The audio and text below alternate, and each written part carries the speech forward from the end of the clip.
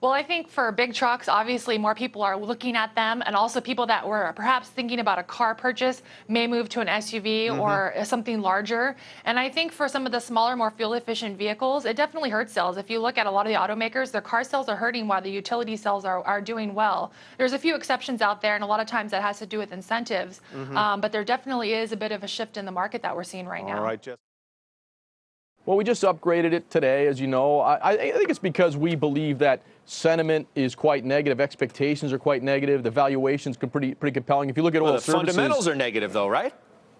Yeah, there's ample evidence that energy can be the best performing sector when it has the worst earnings revisions. I think it depends on your outlook for oil. Our house call is that the demand environment for oil has actually been pretty good, and we could see a scenario in the second half of 2015 where oil is meaningfully above where it trades now, and that should be a good setup for some of the really names that have been sold off the hardest.